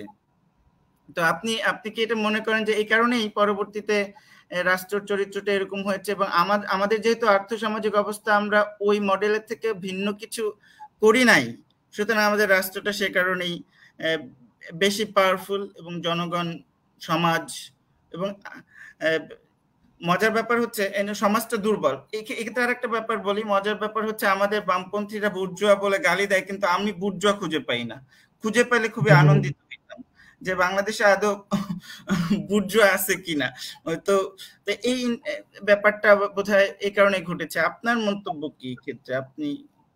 আমার কাছে ওনার আইডিয়াটা কনভিন্সিংই মনে হয়েছে, ওনার এক্সপ্লেনেশন, যে আপনার তো বেসিক্যালি উনি স্টেটের ডেফিনেশনটা এখানে দিচ্ছেন হলো স্টেট অ্যাপারেটাস এবং হলো এই যে আরো প্রোডাকশন, মানে পুরো মার্কসিস্ট জায়গা থেকে, এবং স্টেট এবং সোসাইটিকে তিনি আলাদা করছেন।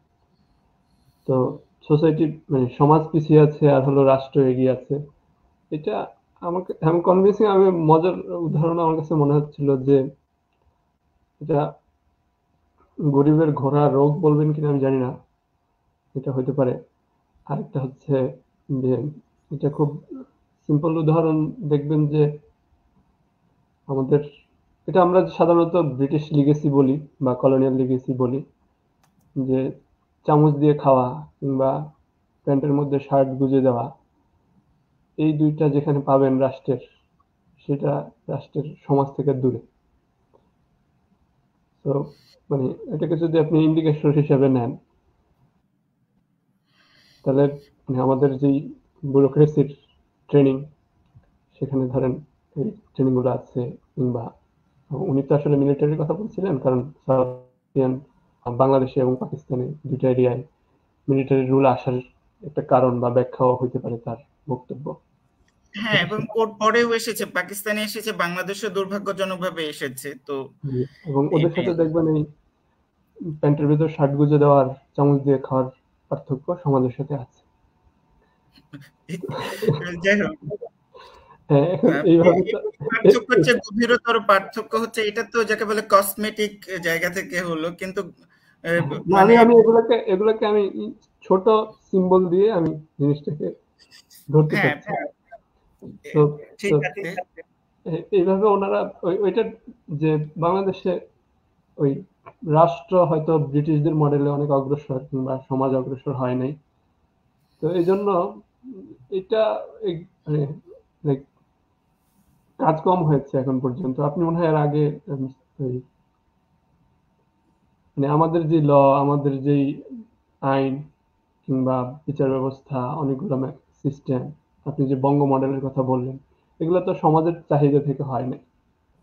এটাকে হয়তো অন্যরা এইভাবে ব্যাখ্যা করছে যে ব্যাহত বিপ্লব কিংবা অসমাপ্ত বিপ্লব হিসেবে, যে রাষ্ট্র পরিবর্তন হয়েছে কিন্তু আপনার সমাজ পরিবর্তন হয়নি। তাহলে ওইটা কিন্তু অন্য একটা কন্ট্রাস্টিং পয়েন্টে নিয়ে যায়, যে আপনার হলো সমাজটাকে রাষ্ট্রের কাছাকাছি নেবেন কিনা রেভলিউশন করে, অসমাপ্ত বিপ্লব সমাজ বিপ্লবের মাধ্যমে সমাপ্ত করা হবে কিনা। যাই হোক, সেই ধরনের দুঃসাহসিক কাজ আমাদের লক্ষ্য না, এই প্রতিষ্ঠানের লক্ষ্য না, অন্যরা কেউ করতে পারে। যাই হোক, আমরা এই প্রতিষ্ঠান হচ্ছে ছাপোষা টাইপের প্রশ্ন করে খালাস, আমরা প্রশ্ন করে খালাস। যাই হোক, বেহাত বিপ্লব সম্পূর্ণ করার দায়িত্ব আমাদের না, কিন্তু সমাজের একটা অংশ হিসেবে হয়তো আমাদের কিছু ভূমিকা আছে, বা ব্যক্তি হিসেবে আমার হয়তো সেইটাতে ভূমিকা থাকতে পারে, বাট প্রতিষ্ঠান হিসেবে আমরা সমস্ত কিছু থেকে দূরে। যাই হোক, তো যেটা হচ্ছে এই যে সমাজ এবং রাষ্ট্রের দূরত্ব, যেখানে ব্রিটেনে সম্ভবত এই কারণেই ইয়াটা হয়েছে যে ওদের সমাজের ডিমান্ডের কারণে, যেমন মেঘনা কার্টারের কথা যদি বলি, হ্যাঁ, ওদের ভূস্বামীরা চাইলো যে রাজা বেশি ক্ষমতাশালী হয়ে গেছে, সুতরাং রাজার ক্ষমতা কমাইতে হবে, রাজাকে আইনের মধ্যে থাকতে হবে, রুল অফ ল প্রতিষ্ঠা করতে হবে। সুতরাং সমাজের দাবি থেকে ওদের রাজার ক্ষমতা কমলো, আস্তে আস্তে আবার সেটা সপ্তম শতকে এসে ঠান্ডা বা ওদের মতো গ্লোরিয়াস রেভলিউশন বলে, যদিও ফ্রেঞ্চের মতো বামপন্থীরা ফ্রেঞ্চ রেভলিউশনকে যতটা গ্লোরিয়াস বলবে, ইংলিশটাকে ততটা বলবে না। যাই হোক, কিন্তু তারপরেও একটা পরিবর্তন এসে রাজার ক্ষমতা কমলো এবং যেটা হচ্ছে বুর্জোয়াদের ক্ষমতা, পার্লামেন্টের ক্ষমতা বাড়লো এবং ভোটাধিকারও কিন্তু তখন ওই অর্থের বৃত্তের উপর নির্ভরশীল ছিল। এইভাবে সমাজের চাহিদার সাথে সাথে ওদের রাষ্ট্রের বিবর্তনটা হয়েছে, কিন্তু আমরা উপর থেকে টপ ডাউন, ওদের হচ্ছে বটম আপ, সেই জায়গা থেকে এটা। এবং আগামীতেও আমরা আলোচনা করব, বিশেষত যখন আমরা এই যে সেকুলারিজম নিয়ে কথা বলবো, সেই ক্ষেত্রেও আমরা অনেক সময় টপ ডাউন দেখি, বটম আপ দেখি না। যাই হোক, সে আমাদের রাষ্ট্রের বা এই বিদ্যা বুদ্ধির চর্চারই এটা। আবার আমরাও যেটা করি যে আমরা সবসময় বিদেশি তত্ত্বটাকেই দিয়ে আবার বোঝার চেষ্টা করি, যে সমস্যাটা আমাদের আছে। যাই হোক, আমি এখন বেশি বেশি বকবক করতেছি কেন, আপনি আপনার বলার কথা। এখন আমার পরের প্রশ্নটা হচ্ছে যে দেখবেন যে কোভিড এর সময়ে এই যে চায়না খুব সফলভাবে কোভিড মোকাবেলা করেছে এবং বর্তমানে শোনা যাচ্ছে শি জিনপিং তৃতীয়বারের মতো রাষ্ট্রপ্রধান হবেন। তো এখন আমাদের কথা হচ্ছে চাইনিজ মডেল তো অনেকভাবে আকর্ষণীয় হচ্ছে, তাই চায়না খুব দ্রুত অর্থনৈতিকভাবে উন্নতি করতেছে। তো আমরা যদি এখন দ্রুত অর্থনৈতিকভাবে উন্নতি করতে চাই, তাহলে কি আমাদের মানে সেন্ট্রালাইজেশন অফ পাওয়ারটা আমাদের কাজে লাগবে কিনা? আবার এই বিপরীতে কেউ প্রশ্ন করতে পারে যে আমরা উন্নয়নটা তো দুম করে যদি আবার ধরেন কোনো রাজনৈতিক পরিবর্তন হয়, তাহলে উন্নয়ন বাধাগ্রস্ত হতে পারে। তার চেয়ে আমরা কি কিছুটা আসতে গেলেও যদি উন্নয়নটা টেকসই হয়, তাহলে আমরা সেই মডেলে যাওয়া উচিত কিনা, অর্থাৎ ক্ষমতার ডিসেন্ট্রালাইজেশন হওয়া উচিত। আপনি কি মনে করেন? ধরেন চায়নার যে ডেভেলপমেন্ট, সেটাকে আপনি সেন্ট্রালাইজড বা অথরিটেরিয়ান মানে চাইনিজ মডেল অফ গভর্নমেন্ট, সেটার সাথে কিভাবে কজাল লিঙ্ক তৈরি করেন আমি জানি না। কারণ আমরা এখনকার যে অনেক ডেভেলপড স্টেট দেখি, তারা তো এমন না যে সবাই মডেলে ডেভেলপমেন্ট করেছে। মানে ইকোনমিক গ্রোথের জন্য চাইনিজ মডেলই একমাত্র মডেল, এটা মনে হয় কোনো চাইনিজ মানে ইকোনমিস্ট বলবে না। না, সেটা ঠিক আছে। এক্ষেত্রে আমি তাহলে আরেকটা সাপ্লিমেন্টারি কোয়েশ্চেন করি, সেটা হচ্ছে মানে ওয়েস্টার্ন ওয়ার্ল্ডের বাইরে এত দ্রুত পভার্টি এলিভেশনের কথাও যদি বলেন, আর কারা করেছে উন্নয়ন? এবং অন্যান্য সাউথ কোরিয়ার কথাও যদি বলেন, সিঙ্গাপুরের কথা বলেন, টু সাম এক্সটেন্ট তারা কিন্তু সেন্ট্রালাইজ পাওয়ার চর্চা করে উন্নতির একটা ধাপ পর্যন্ত গেছে। হ্যাঁ, সেটা তো ধরেন এই আচ্ছা, এটা নিয়ে তো অনেক বড় কাজ অমর্ত্য সেনের আর্গুমেন্ট এখানে আছে। পরিচিত, আমাদের সময়কার পরিচিত যে ডেভেলপমেন্ট অ্যাজ ফ্রিডম। উনি তো এখানে দেখাচ্ছেন যে এটা আসলে শর্ত না, বরং এমনকি ফ্রিডম। এখন এখানে দুইটা জিনিস, একটা হলো ইকোনমিক গ্রোথ এবং আপনি এই সেন্ট্রালাইজড গভর্নমেন্ট বা সেন্ট্রালাইজড অথরিটির সাথে সেটা সম্পর্ক, সেটাকে আপনি একটাকে আরেকটার কজাল লিঙ্ক বলবেন কিনা, একটা আরেকটার সাথে কারণের সম্পর্ক বলবেন কিনা, এটা একটা বিষয়। আমি মনে হচ্ছে যে না, আরো মডেল আছে। আর দ্বিতীয়ত হলো উন্নয়ন মানে কারণ না। তো এই যে কনসেপ্ট ডেভেলপমেন্টের যে কনসেপ্টটা, ডেভেলপমেন্টকে যদি শুধু আপনি ইকোনমিক গ্রোথ দিয়ে ডিফাইন করেন, এটা তো কত আগে অপ্রচলিত হয়ে গেছে। মানে development only as economic growth, এটা এখন অবসোলেট আইডিয়া। তো এই যে একটা এখন economic growth is a means, মানে এটা মাধ্যম, এটা এন্ডস না, এটা লক্ষ্য না, এটা উপায়। এখন আপনি যদি ডেভেলপমেন্টকে ওইভাবে ডিফাইন করেন যে শুধুমাত্র ইকোনমিক গ্রোথ, তো বাংলা মানে যে ইকোনমিক গ্রোথের হলো ধরেন চায়না থেকে পাচার হয় না, এটা একটা সুবিধা আছে মনে হয়, টাকা পয়সা পাচার হয় না চায়না থেকে। এখন আপনি অজুহাত দিবেন চায়না এবং সিঙ্গাপুরের, কিন্তু যদি এটার সাথে আবার অন্য ওই মডেল ফলো করা তো বাংলাদেশে মানে আমরা কনস্টিটিউশনে যাই নাই, ওই মডেল ফলো করি না। আপনারা যদি সেই মডেল ফলো করেন, সেটাকে নেন, কনস্টিটিউশনালি নেন, জনগণের সাথে কথা বলে সেই আমরা মডেল নেন। পুরোপুরি নেওয়ার কথা বলছি না। আমরা যে প্রথমে বলেছিলাম আপনি অমনিপটেন্ট প্রাইম মিনিস্টারের কথা বলেছিলেন, পিছনের দরজা দিয়ে জিনিসপত্র আনা তো ঠিক হবে না। মানে ধরেন আপনি হলো কনস্টিটিউশনালি আপনি ডেমোক্রেটিক কান্ট্রি, এবং ওইখানে প্রতিশ্রুতি একরকম, ফর্ম অফ গভর্নমেন্ট একরকম, কিন্তু আপনি হলো কি ওইটাকে আবার অ্যাবিউজ করবেন, কিন্তু যুক্তি দিবেন যে হলো আপনার মডেলের সাথে মিলে না সেই মডেলটাকে। তো এটা তো হলো দ্বিচারিতা। এবং না আমি একটা কথা বলি এই প্রসঙ্গে, সরি টু ইন্টারাপ্ট ইউ। তো যেটা হচ্ছে যে সংগঠন বাঙালিতে আব্দুল আবু সাইদ বলেছিলেন যে বাঙালিদের সাথে প্রেসিডেন্সিয়ালিজম মানে তো প্রেসিডেন্সিয়াল ফর্ম অফ গভর্নমেন্টটা যায়। তাহলে এই যাওয়ার ক্ষেত্রে মানে উনি যে যুক্তি দিচ্ছেন আমাদের যে স্বভাব চরিত্র মানসিকতা ইত্যাদির সাথে, এবং শুধু তাই না, প্রেসিডেন্ট যখন সরাসরি নির্বাচিত হন, এই জায়গায় কার্ল স্মিথের একটা গুরুত্বপূর্ণ ইয়ে আছে যে জনগণ সরাসরি যখন প্রেসিডেন্টকে নির্বাচিত করেন তাহলে জেনারেল উইলটা তার মাধ্যমে রিপ্রেজেন্টেটেড হয়। সুতরাং এটা হওয়ার জন্য প্রেসিডেন্টকে সরাসরি নির্বাচিত করার জন্য সেটা চাইনিজ মডেল দরকার নেই, আমেরিকান মডেলেও তো তাই হচ্ছে, তাই না? সেটা তো ডেমোক্রেটিক মডেল, লিবারেল মডেলও তাই হচ্ছে। না, তারা বলবে যে তাদের চেক এন্ড ব্যালেন্স আরো বেশি, এবং যেটা ওই জাস্টিস স্কালিয়া মানে ফ্রেঞ্চ ওয়ালাদের যারা সমালোচনা করতো মার্কিন মডেল যে গ্রিড লক তৈরি করে, যেটা সহজে এখান দিয়ে আইন তৈরি এবং সেটাকে কার্যকর করতে একটু তুলনামূলক অন্য দেশের তুলনায় সময় লাগে। তো সে কারণে এটা এখন গ্রিড লক তৈরি করে। দ্রুত হলে চ্যালেঞ্জ বেশি তো, মানে যদি এগুলো পাওয়ার যদি সুইফট হয়, মানে এই ক্ষেত্রে তো মানুষের জন্য বিপজ্জনক হতে পারে। না, আমি সেজন্য বলছি আমরা যদি দ্রুত উন্নয়ন করতে চাই তাহলে আমাদের দ্রুত সিদ্ধান্ত গ্রহণের প্রয়োজন পড়তে পারে না? দ্রুত উন্নয়ন জনগণ চাইছে কিনা এটা জিজ্ঞেস করেন।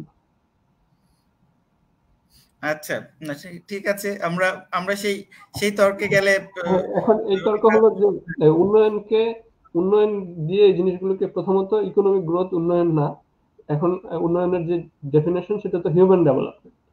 এখন সেই ইকোনমিক গ্রোথ যদি মানুষের কাজে না লাগে, মানে সেটাকে যদি আবার ডিস্ট্রিবিউশনের মাধ্যমে ঠিক করা না হয়, আবার যদি বেসিক আপনার যে ডেভেলপমেন্ট, আপনার ডেভেলপমেন্টের ডেফিনেশন অমর্ত্য কাছ থেকে আমরা গেলে যে মানুষের ফ্রিডম গুলো বিকশিত হওয়ার সুযোগ দেওয়া। না, চায়নায় আপনি অথরিটারিয়ান বলতেই পারেন, কিন্তু এই উন্নয়নের সুফল যে জনগণ পায়নি, আপনি তো সেটাকে হলফ করে বলতে পারতেছেন যে জনগণ একদমই পায়নি? আমি সেটা দাবিও করছি না, কিন্তু আপনার constitutional design of government is not a socialist government. আচ্ছা, না কিন্তু আমাদের সোশ্যালিজম একটা অন্যতম মূলনীতি। যাই হোক, আমি সেদিকে যাচ্ছি না। মূলনীতি রাষ্ট্রের যদি ফর্ম অফ গভর্নমেন্ট ধরেন, আপনি যদি এখন রাষ্ট্রের আপনার যদি মনে হয় যে হ্যাঁ ওকে সেই মডেলে আমরা চলবো, তাহলে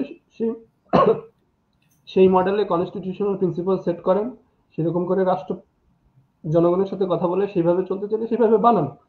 কিন্তু প্রিন্সিপাল আছে একটা, ফলো করবেন আরেকটা, এটা তো চলতে পারে না।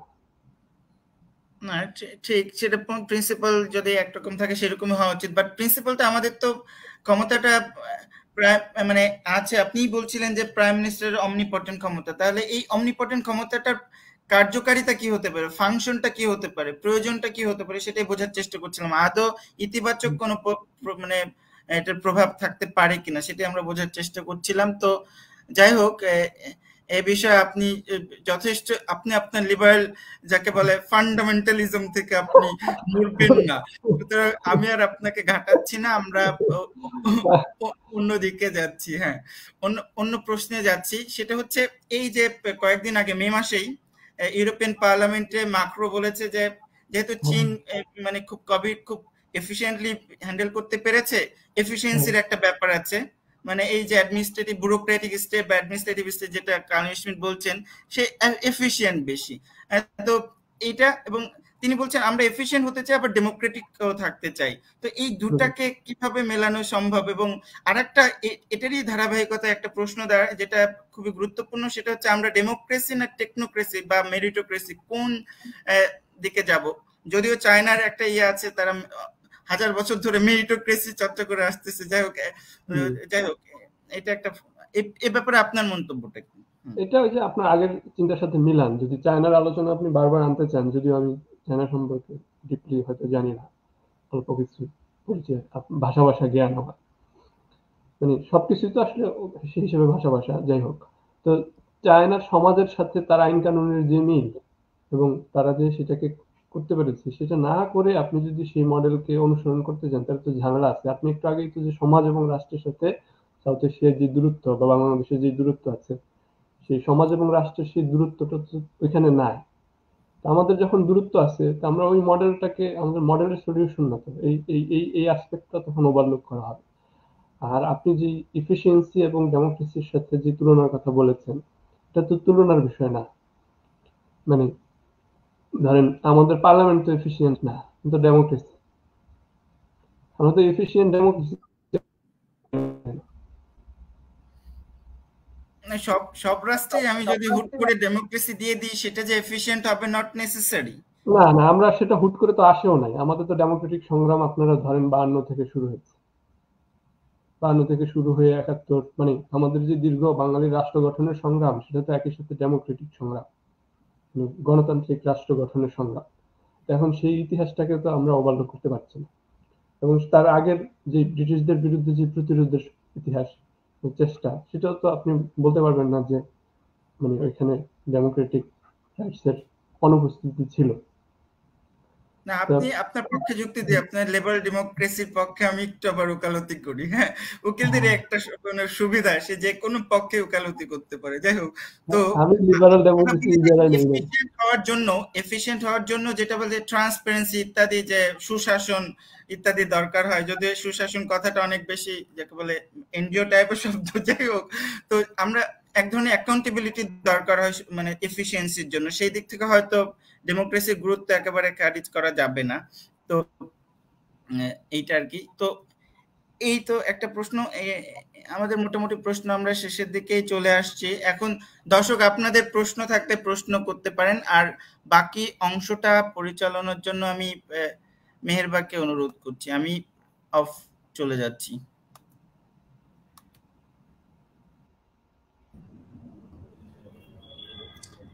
ধন্যবাদ জহির স্যার। আমরা আসলে দর্শকদের কাছ থেকে মতামত এবং প্রশ্ন একটা ইয়ে করেছিলাম। সেক্ষেত্রে লোকমান স্যারের কাছে তার আমি ধারণা করে নিচ্ছি তার পূর্ববর্তী কোনো একজন ছাত্রী তার জন্য একটি কমেন্ট রেখে গিয়েছেন। অনেকদিন পর স্যারের লেকচার শুনলাম, বরাবরের মতোই ভালো লাগলো। ইউনিভার্সিটির ক্লাসগুলোর কথা মনে পড়ে গেল। লোকমান স্যারের জানার প্রতি সত্যিই বিরল। ভালো থাকবেন স্যার। এটি আসলেই অত্যন্ত চমৎকার একটি মতামত, এবং আমি আসলে মানে এটার সাথে হোল হার্টেডলি এগ্রি করি বললে কম হবে। আজকে আমি নিজে অনেক কিছু শিখলাম, অনেক কিছু জানলাম।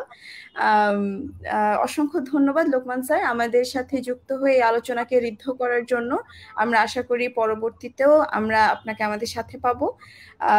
দর্শক, আজকের মতো আমরা এখানে বিদায় নিচ্ছি। আমরা পরবর্তীতে আমাদের আলোচনা সিরিজ চালু রাখবো, এবং এর পরবর্তী পর্ব প্রচারিত হবে আগামীকাল, সেকুলারিজমের বিবর্তন এবং সংবিধান সংক্রান্ত আলোচনা। সেটা ডিটেইলস আপনারা আমাদের ফেসবুক পেজে দেখতে পারবেন। লোকমান স্যার, অসংখ্য ধন্যবাদ আপনাকে আবারও। অনেক অনেক ধন্যবাদ। আমি ওই আমার যিনি কমেন্ট করেছেন আইরিন, ওনাকে অনেক শুভেচ্ছা জানাচ্ছি। ধন্যবাদ স্যার। আপনাদের এই আয়োজন এটা চলুক। আমি অনেকদিন পর এরকম একটা আলোচনা অংশ নিয়েছি, এবং আপনাদের অনেক কঠিন কঠিন প্রশ্ন ছিল। এগুলো হয়তো আমাদের যে শিক্ষার্থীরা আছে, বিশেষ করে কনস্টিটিউশনাল লয়ের এবং যে কোনো বাংলাদেশ বিষয়ে আগ্রহী, হয়তো অনেকের জন্য এগুলো কিছুটা রেফারেন্স কাজে লাগতে পারে প্রাথমিক আলোচনা হিসেবে। এবং এগুলো অনেক কথাই আসলে নতুন কথা না, বেশিরভাগ হলো পুরোনো কথা। আমরা আবার চিন্তা চর্চা জারি রাখার জন্য হয়তো এগুলো বলেছি, আলোচনা করে। এবং আপনাকে অনেক ধন্যবাদ। ধন্যবাদ স্যার। দর্শক মন্ডলী, আপনাদের আবারও শুভেচ্ছা জানাচ্ছি। স্যারকে আমাদের পক্ষ থেকে আন্তরিক ধন্যবাদ এবং কৃতজ্ঞতা জানিয়ে আমরা আমাদের আজকের আলোচনা এখানে শেষ করছি।